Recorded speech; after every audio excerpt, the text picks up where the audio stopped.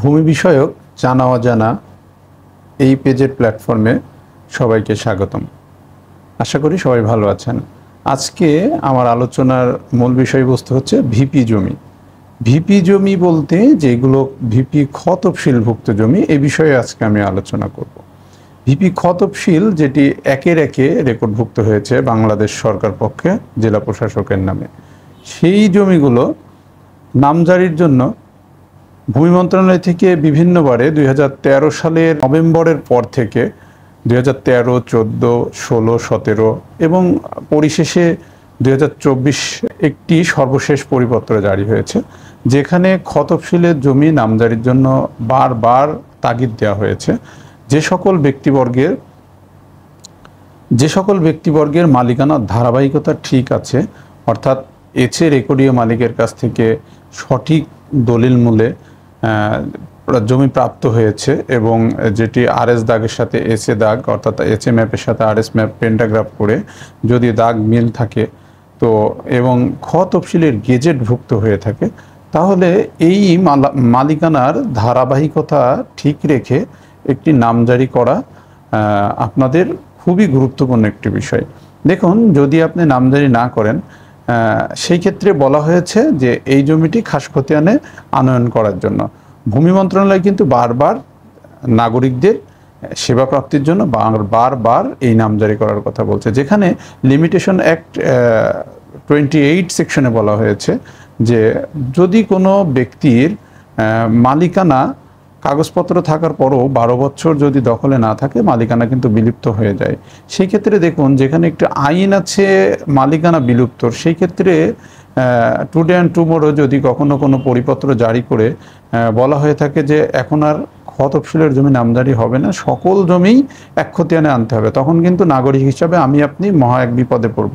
সেই ক্ষেত্রে সেই পরিপত্র জারি হোক আর না হোক, যদি অফিস থেকে এখন আপনার মালিকানার ধারাবাহিকতা হিসাবে যদি সঠিক না হিসাবে খাস খতিয়ান করে ফেলে, সেই ক্ষেত্রে কিন্তু আপনার দেওয়ানি আদালত ছাড়া কোনো উপায় থাকবে না। সেই ক্ষেত্রে দেখুন, আপনি এখন নামজারি করছেন না, সেই ক্ষেত্রে আপনার এই জমি যদি খাস খতিয়ান করা হয়ে যায়, তখন কিন্তু আপনার হয়রানির কোনো বালা থাকবে না। সেই ক্ষেত্রে আপনি মহা এক হয়রানির মধ্যে পড়বেন। সেই বিষয়ে আমি আপনাদের পরামর্শ প্রদান করব। আপনাদের যদি সকল কাগজপত্র ঠিক থাকে, তাহলে অবশ্যই নামজারির জন্য অতি জরুরি ভিত্তিতে নামজারির জন্য আবেদন করবেন। দেখুন, 2013 সাল থেকে শুরু করে এখন 2025 সাল, অর্থাৎ 12 বছর আপনাদের কিন্তু লাগাতার সময় দিচ্ছে ভূমি মন্ত্রণালয়। তারপরেও অনেকে এখনও বৈধ কাগজ থাকা সত্ত্বেও তারা নামজারির জন্য আবেদন করেন না। তারা কিন্তু একটা সময়ে দেখা যাবে যে আপনারা খুবই প্রবলেম ফেস করছেন। তো এই নামজারি করতে বলছি বলে আপনারা এমন করবেন না যে জালিয়াতি দলিল তৈরি করে যেন নামজারির জন্য আবেদন না করেন। মনে রাখবেন, যখন আপনি জালিয়াতি, যেমন আপনি দলিল যখন অনেক সময় আমরা শুনি বা অনেক সময় দেখাও যায় যে জালিয়াতি দলিল সৃজিত করে, অর্থাৎ অনেক সময় দলিল জাল করে নামজারির জন্য আবেদন করা হয়। তো সেই ক্ষেত্রে দেখুন, পেনাল কোডের 406 এখানে বলা আছে বিশ্বাসঘাতকতার বিষয়ে।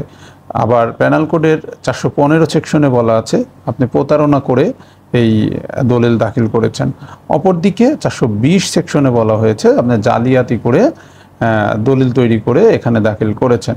এছাড়া মোবাইল কোড আইন আছে, সেখানেও কিন্তু আপনাকে এই জালিয়াতির মাধ্যমে যদি আপনি মনে করে থাকেন যে আমি আলোচনা করলাম, আমি কোনোভাবে একটি জালিয়াতি দলিল তৈরি করে নামজারি করে নিয়ে আপনি কিন্তু জেল জরিমানা সহ অনেক বিপদে পড়বেন। সেই ক্ষেত্রে শুধুমাত্র সঠিক দলিল দাখিল করে, সঠিক কাগজপত্র দাখিল করে আপনারা নামজারির আবেদন করবেন। এবং মনে রাখবেন, সাক্ষ্য আইনের 115 সেকশনেও বলা আছে যে কোনো ডকুমেন্ট যে আপনি দাখিল করেছেন এটার সত্যতা বা এই যে দাখিল করলেন এই প্রমাণাদি প্রমাণ করার বিষয়, অর্থাৎ এই কাগজপত্র যে সঠিক এটা প্রমাণ করার দায়িত্ব কিন্তু একজন বাদী পক্ষের। সেই ক্ষেত্রে আপনারা সঠিক কাগজপত্র দাখিল করে অবশ্যই দ্রুততার সাথে নামজারির জন্য আবেদন করবেন এবং নামজারি করে আপনার কাগজপত্র সঠিক রাখার চেষ্টা করবেন। আশা করি সবাই বুঝতে পেরেছেন। সবাই ভালো থাকবেন। আসসালামু আলাইকুম রহমতুল্লাহ।